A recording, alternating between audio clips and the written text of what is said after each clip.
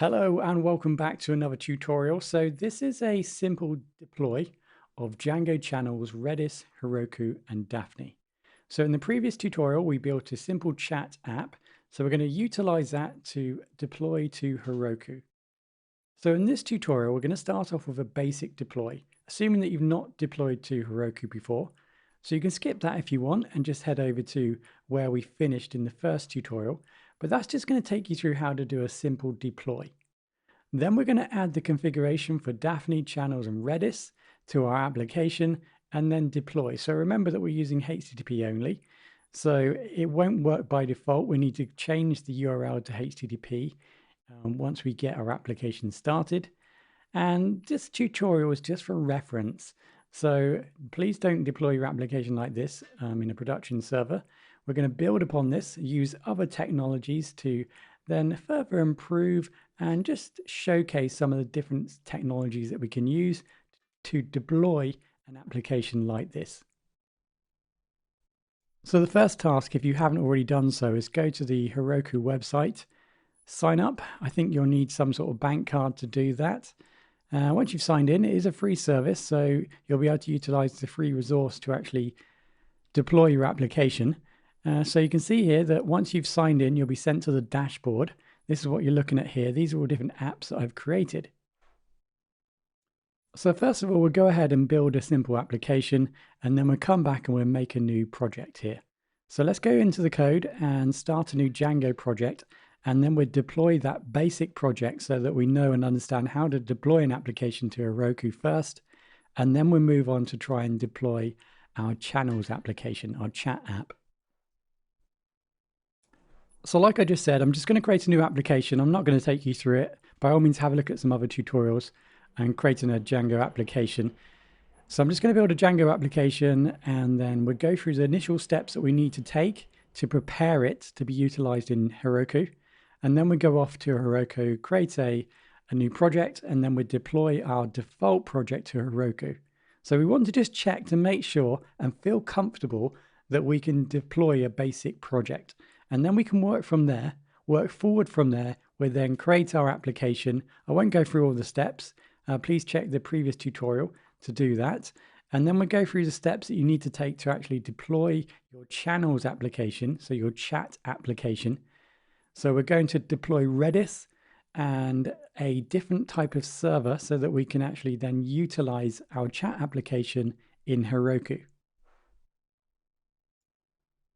So I have my project created now, so everything is running okay. So that's obviously the first check. Now let's go over to Heroku and click on the new, and let's create a new app. So I'm just going to call this app something crazy. There we go. No, I'm not going to use that. Sorry, something like that. Okay, so this is our new app, and I'm going to choose the create app. Apologies if that offends you. I know some people like to use real names. It's just something random. You can choose whatever you like, of course. So let's go to create app and choose your region. Obviously, it doesn't really matter at this point. So we create a new app, which is great. And now we've got some few options here. So first of all, we're going to head over to resources. I'm just going to type in Redis. So we're going to need the Heroku Redis. So select Heroku Redis and then just select provision. So I'm using the free hobby dev here. So go ahead and do that.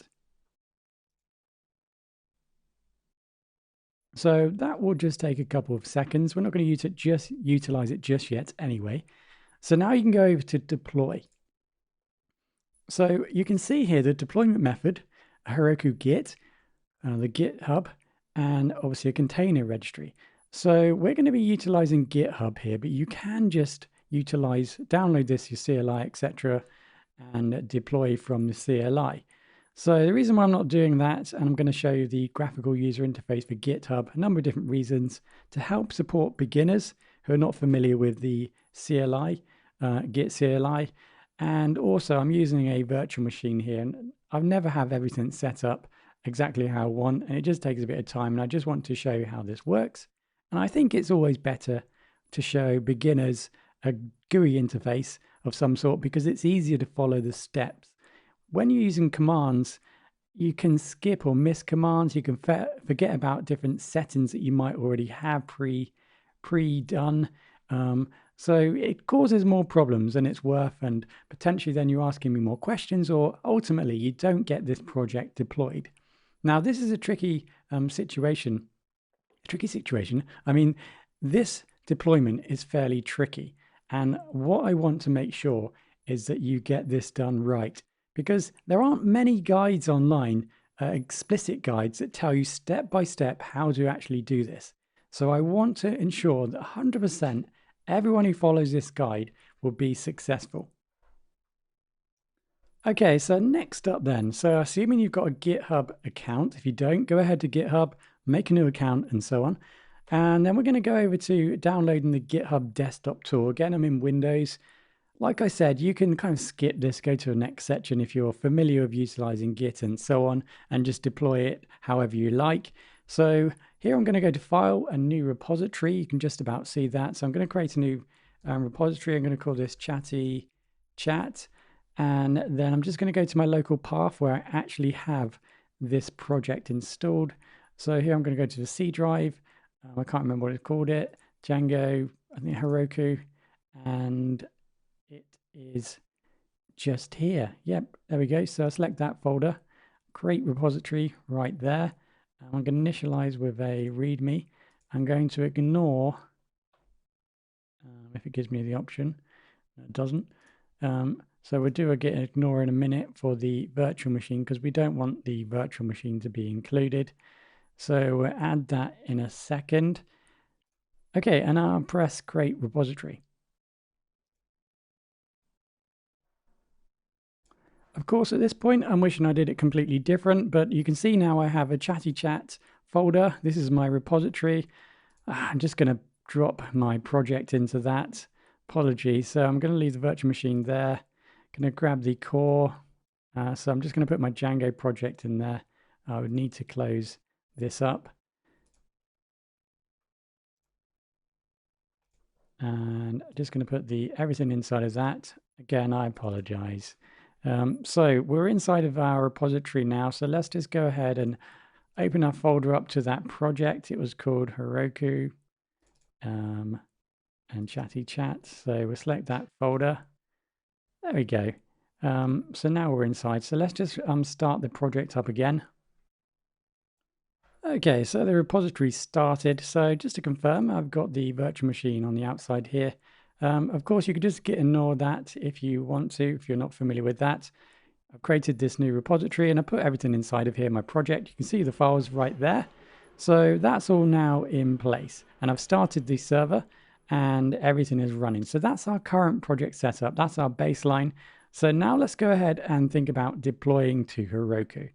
So obviously at this point, what you can do, the process is obviously we're going to make a new commit, and then we're just going to publish this repository. So we'll publish that.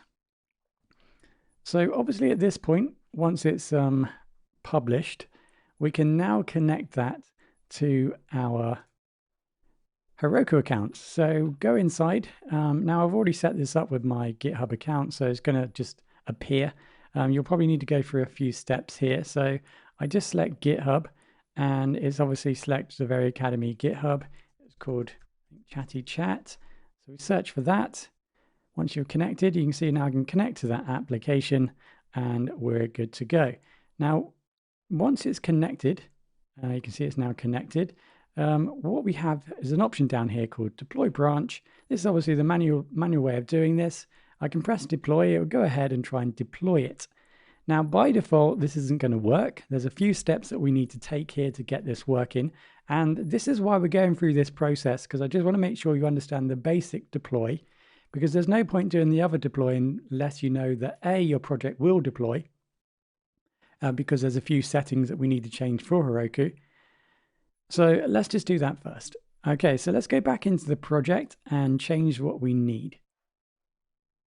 Okay, so first step in your core. Now remember, this is just a guide to get things working. It's not necessarily the only method of working or deploying. It's not the most efficient way, possibly, of deploying. It's just a way of deploying this. So first of all, we need to set up our static and root files. Otherwise we'll get an error when we actually deploy. Notice it says the OS is not defined, so we'll just import the OS at the top here. Okay, so that's that done. So we can see the settings right there. Okay, so next up, we are going to need a few other additional required files. So the first thing is we're going to need a requirements. So we need to pip freeze and then just go to requirements. We should do this in a second, but I'll just show you now. So we've got the requirements text. So we're going to need that. So this is a file that Heroku is going to read and actually deploy all these packages. So when we actually deploy on Heroku, it sets up the server from scratch. It utilizes all these requirements, sets them all up, installs them, and then the package starts to run. Your application will run on these settings. So it's important to have that, otherwise it won't know what package it needs to run your application. So next up, we're going to need a proc file. So to create a proc file, we just need to select new. We're just going to type in proc file. So there's no file extension here. So if you use a file extension, it won't work. So we're going to need that. So in here, we're just defining what some additional parameters. So the proc file is basically, we're going to pass some additional parameters to Heroku and tell it what we want to set up. So here we're going to just define the WSGI server in actual fact. So if you wanted to read a little bit more about the server that we're going to use, so this Gunicorn server, then please do. It's just right here. But we're just going to go through this. I'm not going to explain at this point. Maybe we'll make a different tutorial explaining these different applications. So this is going to help process our HTTP requests essentially. So we're going to need to utilize this. You can see here it's a pure Python HTTP server for WSG applications. And that's important at the moment because remember, once we start using channels, we're not actually just using WSGI, remember.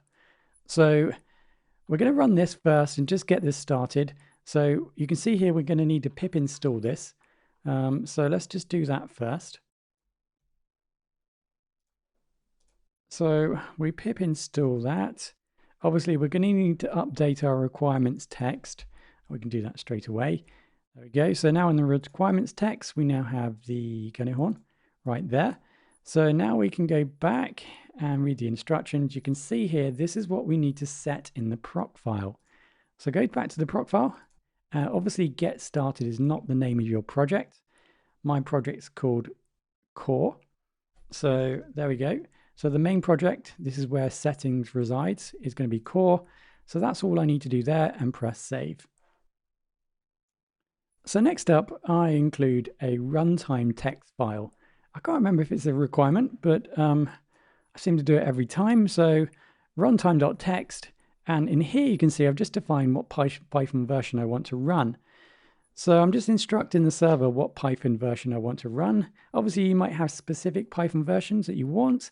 You'll need to check Heroku because they don't have all the versions, I don't believe. But this is one that it supports. I think it's the latest version as recording this video. So that's what I'm going to utilize for this application. So now I'm in a situation where I've configured my static root files. That's going to be important, otherwise it won't load properly. I've now got my proc file in place, and that's going to tell the server the fact I'm using Gunicorn to serve HTTP protocols and to actually allow the service to run correctly. And obviously I've got my requirements files, so it's going to load up, Heroku is going to load up all of these applications. So that's all good. So what we can do is we can just simulate a deploy, or apologies, where one problem we seem to get quite a lot is the static file creation on Heroku. The amount of times I've been asked this question. So what we can do is before we deploy, we can test whether this is going to work correctly. So let's just do that next. Okay, so if we run the manage.py collect static, so we want to practice or simulate collect static, we're going to go for a dry run. So it's not actually going to perform the actual application, but it's going to simulate it. So let's go ahead and do that. And you can see here that we have a problem. So the system cannot find the path specified. So if this doesn't work here, it's not going to work on the server. So we need to go ahead and create a new file or folder, sorry, new file, new folder, and we're going to call that static. Now, like I said, this is just a simulation here. You can change this to however you need. So static, right, let's go ahead and try that. Okay, so it's seemed to work okay. Obviously, it hasn't copied anything across, but you can see it would copy everything across. So you can also see that potentially we're going to need a static files folder. So we can go ahead and build that. We might as well go ahead and build that. So let's create a new folder again. Static files, why not? And there we go. So that's looks like it's gonna be okay. Now you can see that you're probably screaming possibly at the screen, this is incorrect. Like I said, I'm just trying to get this working. So one thing that to point out here is that when we actually utilize GitHub, if there's nothing in the folder, then it's not going to be actually applied to the repository. So what you're going to need to do, and the amount of times I've supported and helped people with this single problem, is that you just kind of need a file inside of it to actually get it onto GitHub, and then it gets deployed. So just go ahead and create a new file. We'll just call that text.txt, for example. We'll just, again, put it into static as well. Again, I'm just doing this, trying to avoid any questions and any potential problems. So there needs to be a file here, then it will be updated and utilized and deployed, on GitHub. So now we've got that in place, let's actually now go ahead and go back into or deploy this. So into my GitHub here, you can see the changes that we've made. So we make this new commit. I'll push it to the GitHub account online. So push to origin. So now that's been updated. So now let's just go ahead and let's see if this works. So let's go to our dashboard. So that's where we were before in Chatty Chat. In our new app in deploy. So it's connected, etc. So I just press the deploy branch and just wait. Excellent. So if you've done that, it says deploy to Heroku, and it was successful. There is one step that we need to do. So let's just go ahead and open the app and have a look at the problem, and you can see here exactly what the problem is. I say that, I can see exactly what the problem is. So the invalid HTTP host header. So this problem's easy to fix because in actual fact, if we go into the settings, what we need to do is just define the fact that we are going to use this host. So we need to define the allowed host, in this case, herokuapp.com. Now, if you apply this and try it in your local server, it's not going to work. So you also need to now add your local server right there. So just remember to do that if you want to work on the local as well. So I've used .heroku app. So this dot, obviously anything before that is going to be allowed. And this is obviously just the host .herokuapp.com. So now I do that, I can now just go back into, here you can see the changes that we've made, create a new commit, push that to the origin, go back into Heroku once it's done, and then we just deploy again, and I'll see you on the other side. Okay, so now it says deploy to Heroku was successful. So let's just open our app again, refresh, and there we go. So we now have our application deployed to Heroku, and now we can go to the next step.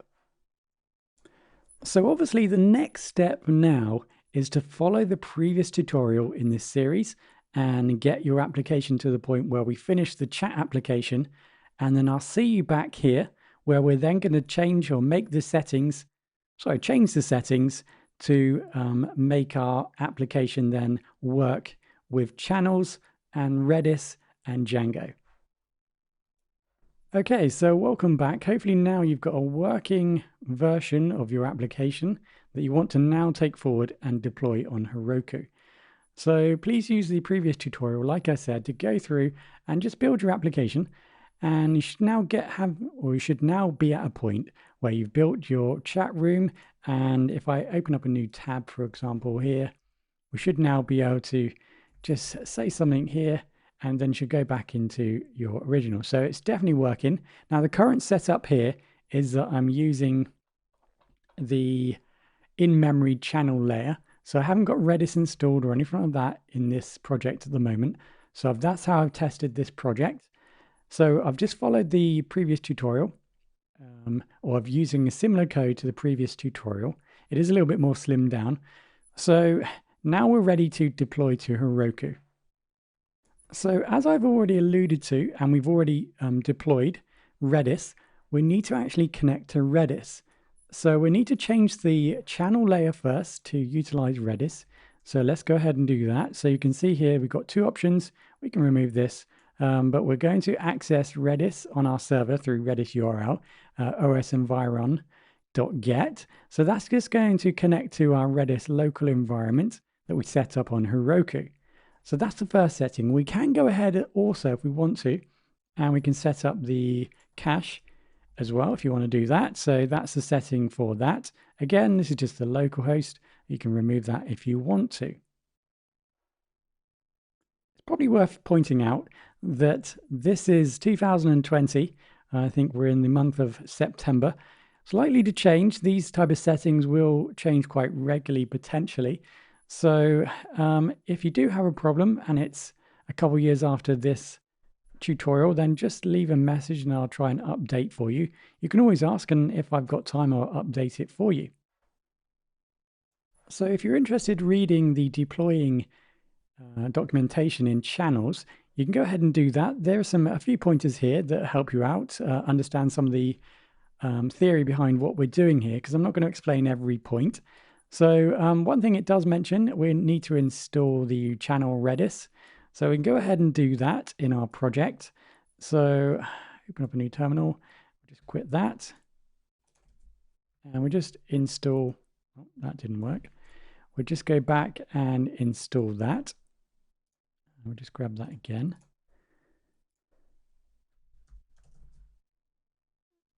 Pip, I should have just typed this out. Pip, sorry, pip install.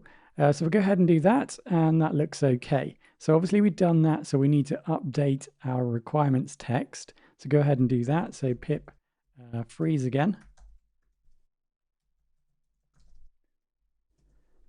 So that just updates our requirements text for the server.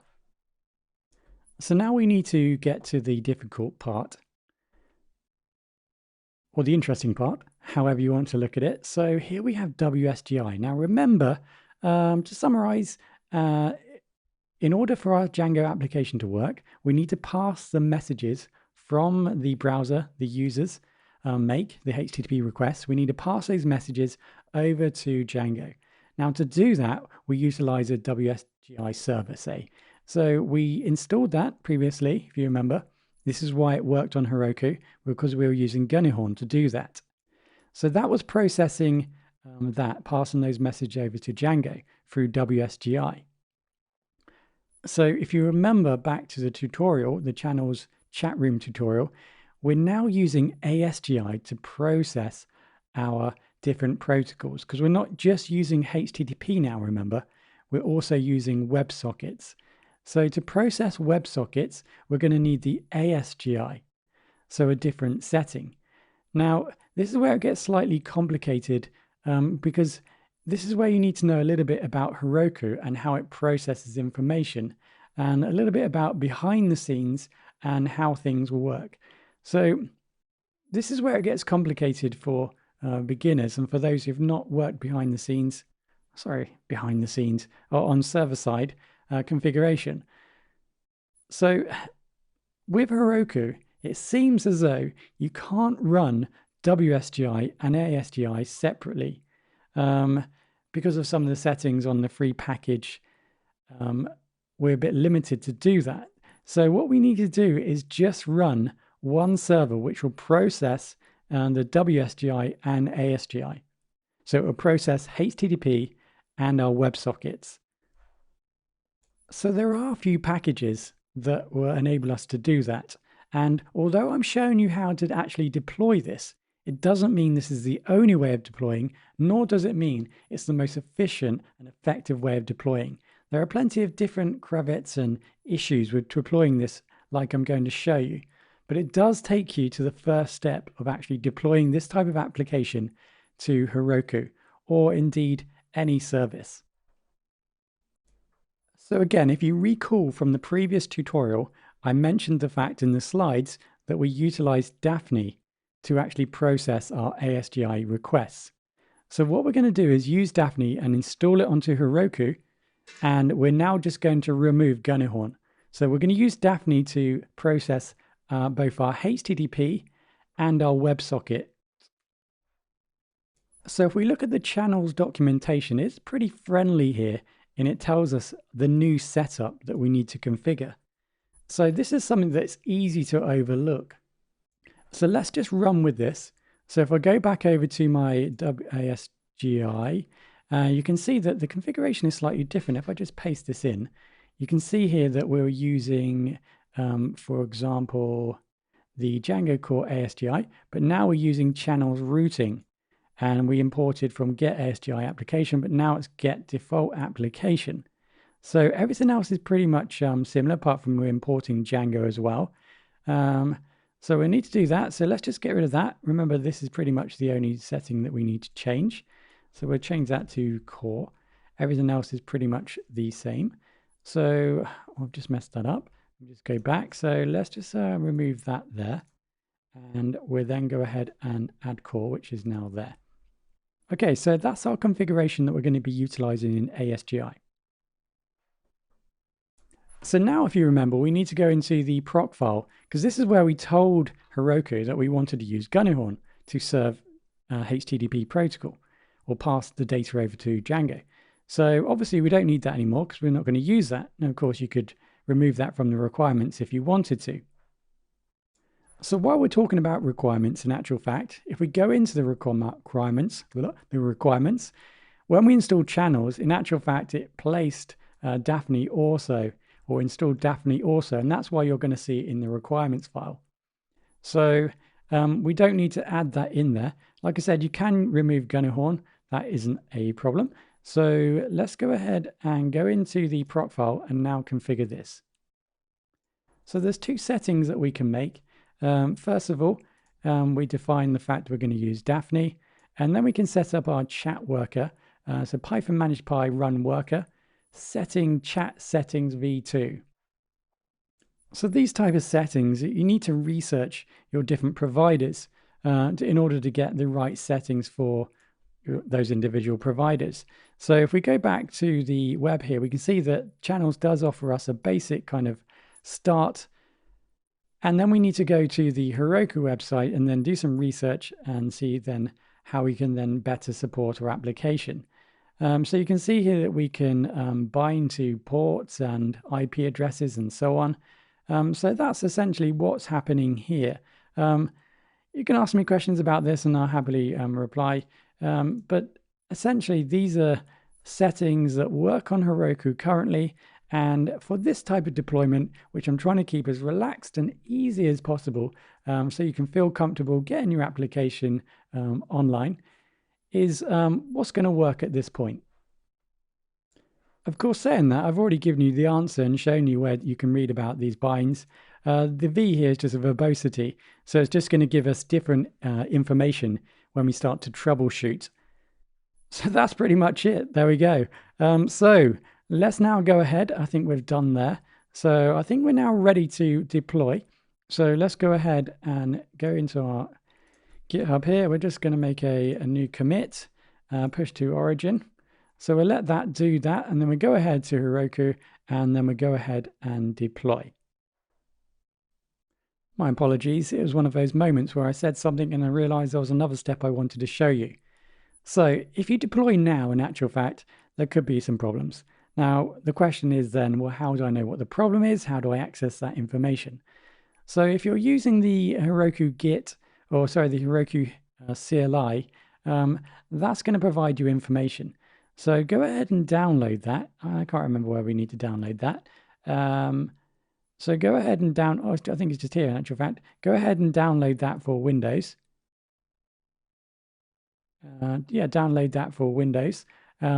And that's then going to give us access, or we can then hook into Heroku and get some feedback from the console.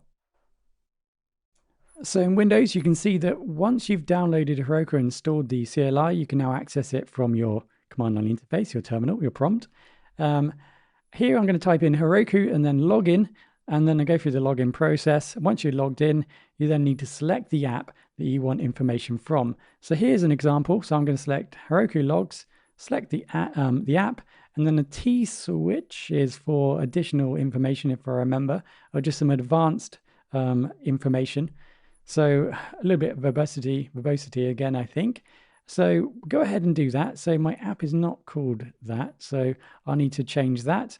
But that's going to then give you, sorry, the T. Apologies, it just come to me.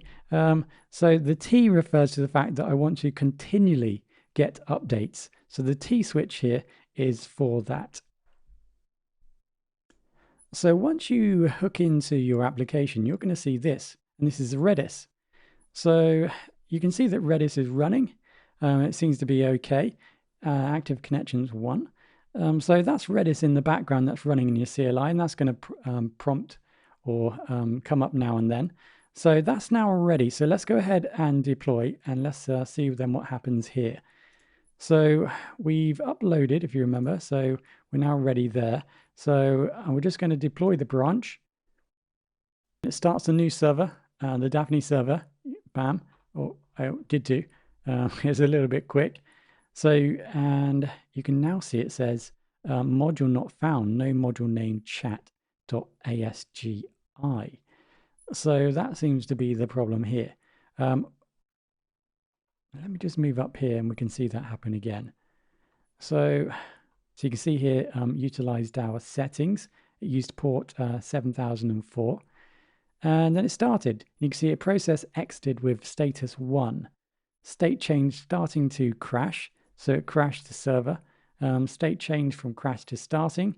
And you can see that it tried to start again. So this is kind of interesting. This is going to help you troubleshoot. So we had a build succeeded, started the process again, and then you can see it then exited. Save changed from starting to crashed. So it crashed again, and then so on and so on. And so it says here, no module named chat.asgi. Okay, so there's two problems here. Now, if you remember that my core application is called core, so first of all, the settings is not chat, it's core. So that's the first thing we're going to change. Secondly, in the core, we have ASGI and not chat. So we're going to need to change that to core. So that's the second thing that we need to do. And let's just give that a go. So I'm just going to now upload that again to commit that to GitHub again. And then I'm just going to run Heroku again. Okay, so this time you can see here that it's got through Daphne. It started, state change from starting to up, and the build succeeded. So it looks like we've succeeded in doing that. So I'll just drop that down a bit. Looks like we've deployed. So let's go ahead now and check. Let's open our app. Let's obviously we want to go to chat, and then let's start a chat room. So chat, and then a chat room. So our chat room is working. Let's see what's happening here. So you can see we've got a GET request. So you can see what's happening behind the scenes here, similar to what you'll see in Visual Studio Code if you're utilizing that. Now, I wondered if we can just capture the WebSocket upgrade. Let's see if we can see that. Doesn't look like it here. Okay, so let's go ahead now and send a message. And you can see that it's not working. So the reason why it's not working is because you're currently using HTTPS. And we've not actually configured it to run over HTTPS. So what you're going to need to do to get it working initially is just make sure that you're just using plain old HTTP : // and then we can then go in, press, and we're off. So you can see here in the logs, for example, we're sending WebSockets packets to the client, and so on and so on. So there we have it. So notice that I'm using a different application because there was much playing around with that, different settings and so on. I just couldn't figure out why it wouldn't work. And it's early in the morning, and then it just hit me. Well, I can see that we're using HTTPS. So obviously, this is the first step to installing this. Obviously, there's a lot of different configurations that we can now apply and other technologies that potentially we could utilize instead of Daphne, which does have some some issues utilizing Heroku. So definitely lots more to do, but hopefully you can now get your application running following this guide. If you do have any questions or any additions, then please add them in the comments.